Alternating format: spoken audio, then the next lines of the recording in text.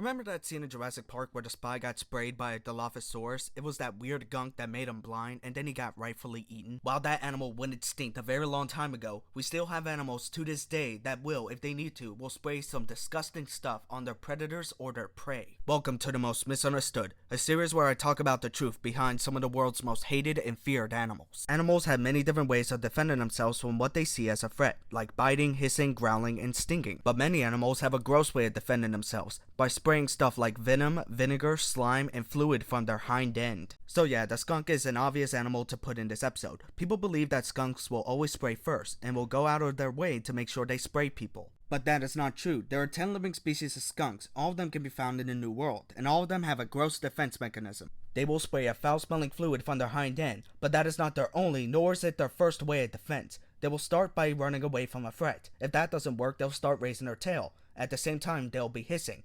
And if you're a spotted skunk, you'll be standing on your front legs to warn a predator to back off. If you don't listen to the skunk, or if you end up surprising the skunk, they will have no choice but to spray at you, so they can keep themselves safe. You see, skunks, like most animals, see humans as a predator. They think we're gonna go kill them and eat them, and no animal wants to be dead. There are two glands on each side of the skunk's anus that holds the fluid, and that fluid is really a mixture of chemicals that contains sulfur. The skunk can spray with great accuracy over 10 feet away and will even ward off bears. Yes, these animals are born with bear spray. They can spray 5 or 6 times before running out, and it can take 10 days for them to get a full stock of the worst smell any animal can make. Meet the red spitting cobra. This is a relatively small cobra, and not all of them are red. Some are brown, orange, yellow, pink, gray, and steel gray, depending on where they live. A notable feature is the dark band on the animal's neck, and some specimens have 2 or 3 bands that can be black or dark blue in color. They grow to be 2 to 3 feet long, and they will raise their head and spread their narrow hood to tell you to get away from them.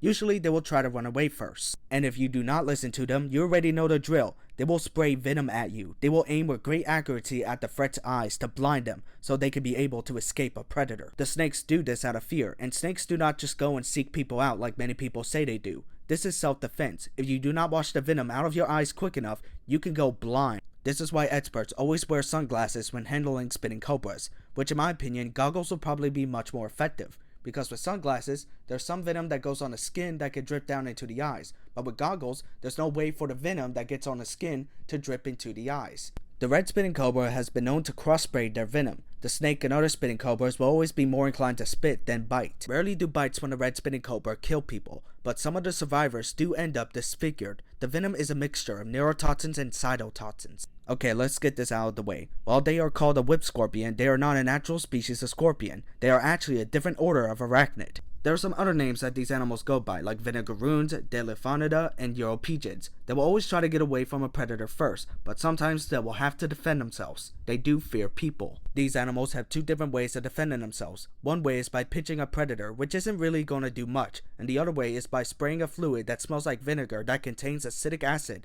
from their tail. Many people are afraid of the vinegaroons because of the way these animals look, but the whip scorpions are not dangerous at all, so you have no reason to worry. Remember that if you see these animals in the wild, they're not just gonna go after you so that they can attack you. That is no animal's mindset. They will always try to get away from you, and will even try to warn you before they start spraying you with their venom, vinegar-smelling substances, anal gland fluid, and slime. If you are not going to confront or corner these animals, then they will have no reason to attack you.